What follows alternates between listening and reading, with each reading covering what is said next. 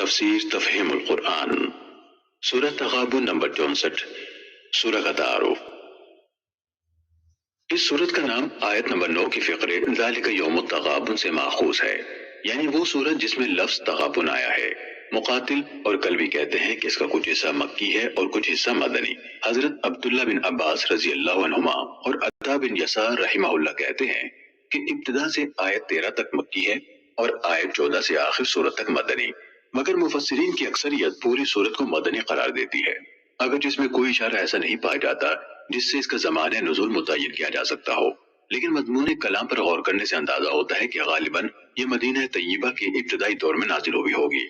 اسی وجہ سے اس میں کچھ رنگ مکی صورتوں کا سا اور کچھ مدنی صورتوں کا سا پایا جاتا ہے۔ اس سورہ کا موضوع ایمان و طاعت کی دعوت اور اخلاق حسنہ کی تعلیم ہے۔ کلام کی ترتیب یہ ہے کہ پہلی 4 آیتوں کا خطاب تمام انسانوں سے ہے، پھر آیت 5 سے 10 تک ان لوگوں سے خطاب کیا گیا ہے جو قرآن کی دعوت کو نہیں مانتے، اور اس کے بعد آیت 11 سے آخر تک کی آیات کا روح سخن ان لوگوں کی طرف ہے جو اس دعوت کو مانتے ہیں۔ تمام انسانوں کو خطاب کر کے چند مختصر فقروں میں انہیں 4 بنیادی حقیقتوں سے آگاہ کیا گیا ہے۔ اول یہ کہ کائنات جس میں تم رہتے ہو بے خدا نہیں ہے، بلکہ اس کا خالق اور مالک اور فرمانروا ایک ایسا قادر مطلق خدا ہے جس کے کامل اور بے عیب ہونے کی شہادت اس کائنات کی ہر چیز دے رہی ہے۔ دوسرے یہ کہ کائنات بے مقصد اور بے حکمت نہیں ہے، بلکہ اس کے خالق نے اسے سراسر برحق پیدا کیا ہے۔ یہاں اس غلط فہمی میں نہ رہو کہ یہ ایک فضول تماشا ہے جو ابد سے شروع ہوا اور ابد سے ختم ہو جائے گا۔ تیسرے یہ کہ تمہیں جس بہترین صورت کے ساتھ خدا نے پیدا کیا ہے اور پھر جس طرح کفر و ایمان کے اختیار تم پر چھوڑ دیا ہے، یہ کوئی لا حاصل اور لا یعنی کام نہیں ہے کہ تم خواہ کفر اختیار کرو یا ایمان، دونوں صورتوں میں اس کا کوئی نتیجہ برآمد نہ ہو۔ دراصل خدا دیکھ رہا ہے کہ تم اپنے اس اختیار کو کس طرح استعمال کرتے ہو۔ چوتھے یہ کہ تم غیر ذمہ دار اور غیر جواب دہ نہیں ہو۔ آخر کار تمہیں اپنے خالق کی طرف پلٹ کر جانا ہے اور اس ہستی سے تمہیں سابقہ پیش آنا ہے جو کائنات کی ہر چیز سے واقف ہے،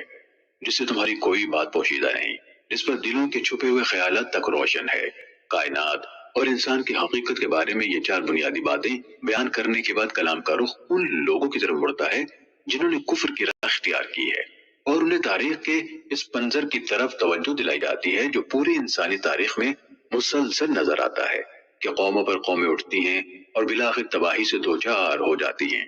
انسان اپنی عقل سے اس منظر کی 1000 توجیہیں کرتا رہا، مگر اللہ تعالیٰ اصل حقیقت بتاتا ہے، اور وہ یہ ہے کہ قوموں کی تباہی کے بنیادی اسباب صرف 2 تھے۔ ایک یہ کہ اس نے جن رسولوں کو ان کی ہدایت کے لیے بھیجا تھا ان کی بات ماننے سے انہوں نے انکار کیا، اس کا نتیجہ یہ ہوا کہ اللہ نے بھی انہیں ان کے حال پر چھوڑ دیا اور وہ خود ہی اپنے فلسفے گھڑ گھڑ کر ایک گمراہی سے دوسری گمراہی میں بھٹکتی چلی گئی۔ دوسرے یہ کہ انہوں نے آخرت کے عقیدہ کو بھی رد کر دیا اور اپنے ذہن میں یہ سمجھ لیا کہ جو کچھ ہے بس یہی دنیا کی زندگی ہے، اس کے بعد کوئی اور زندگی نہیں ہے جس میں ہمیں اپنے خدا کے سامنے اپنے اعمال کا جواب دینا ہو۔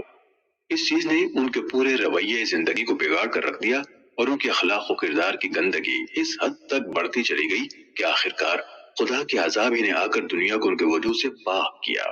تاریخ انسانی کے یہ 2 سبق آموز حقائق بیان کر کے منکرین حق کو دعوت دی جاتی ہے کہ وہ ہوش میں آئیں، اور اگر پچھلی قوموں کا سرانجام نہیں دیکھنا چاہتے تو اللہ اور اس کے رسول اور اس نور ہدایت پر ایمان لے آئیں جو اللہ نے قرآن مجید کی صورت میں نازل فرمایا ہے۔ اس کے ساتھ ان کو خبردار کیا جاتا ہے کہ آخرکار وہ دن آنے والا ہے جب تمام اولین و آخرین ایک جگہ جمع کیے جائیں گے اور تم میں سے ہر ایک کا غبن سب کے سامنے کھل جائے گا، پھر ہمیشہ ہمیشہ کے لیے تمام انسانوں کی قسمت کا فیصلہ اسی بنیاد پر کیا جائے گا کہ ایمان و عمل صالح کی راہ کس نے اختیار کی تھی اور کفر و تکذیب کی راہ پر کون چلا تھا۔ پہلا گروہ ابدی جنت کا حقدار ہوگا اور دوسرے گروہ کے حصے میں دائمی جہنم آئے گی۔ اس کے بعد ایمان کی راہ اختیار کرنے والوں کو مخاطب کر کے چند اہم ہدایات انہیں دی گئی ہیں۔ ایک یہ کہ دنیا میں جو مصیبت بھی آتی ہے اللہ کے اذن سے آتی ہے۔ ایسے حالات میں جو شخص ایمان پر ثابت قدم رہے اللہ اس کے دل کو ہدایت بخشتا ہے، ورنہ گھبراہٹ یا جھنجھلاہٹ میں مبتلا ہو کر جو آدمی ایمان کی راہ سے ہٹ جائے اس کی مصیبت وہ اللہ کی اذن کے بغیر دور نہیں ہو سکتی۔ البتہ وہ ایک اور مصیبت جو سب سے بڑی مصیبت ہے مول لے لیتا ہے، اور وہ یہ ہے کہ اس کا دل اللہ کی ہدایت سے محروم ہو جاتا ہے۔ دوسرے یہ کہ مومن کا کام صرف ایمان لے آنا ہی نہیں ہے، بلکہ ایمان لانے کے بعد اسے عملاً اللہ اور اس کے رسول کی اطاعت کرنی چاہیے۔ اطاعت سے اگر وہ روگردانی اختیار کرے گا تو اپنے نقصان کا وہ خود ذمہ دار ہوگا، کیونکہ رسول اللہ صلی اللہ علیہ وسلم حق پہنچا کر بری ذمہ ہو چکے ہیں۔ تیسرے یہ کہ مومن کا اعتماد اپنی طاقت یا دنیا کی کسی طاقت پر نہیں بلکہ صرف اللہ پر ہونا چاہیے۔ چوتھے یہ کہ مومن کے لیے اس کا مال اور اس کے اہل و عیال ایک بہت بڑی آزمائش ہے، کیونکہ زیادہ تر انہی کی محبت انسان کو ایمان و طاعت کی راہ سے منحرف کرتی ہے۔ اس لیے اہل ایمان کو اپنے اہل و عیال سے ہوشیار رہنا چاہیے کہ وہ بالواسطہ یا بلا واسطہ ان کے حق میں راہ خدا کے راہزن نہ بننے پائیں، اور انہیں اپنا مال خدا کی راہ میں خرچ کرنا چاہیے تاکہ ان کا نفس زرپرستی کے فتنوں سے محفوظ رہے۔ پانچویں یہ کہ ہر انسان اپنی استطاعت کی حد تک ہی مکلف ہے۔ اللہ تعالیٰ کا مطالبہ یہ نہیں ہے کہ آدمی اپنی استطاعت سے بڑھ کر کام کرے، البتہ مومن کو جس بات کی کوشش کرنی چاہیے وہ یہ ہے کہ اپنی حد تک خدا سے ڈرتے ہوئے زندگی بسر کرنے میں وہ کوئی کسر اٹھا نہ رکھے، اور اس کی گفتار، کردار اور معاملات اس کی اپنی کوتاہی کے باعث حدود اللہ سے متجاوز نہ ہو جائیں۔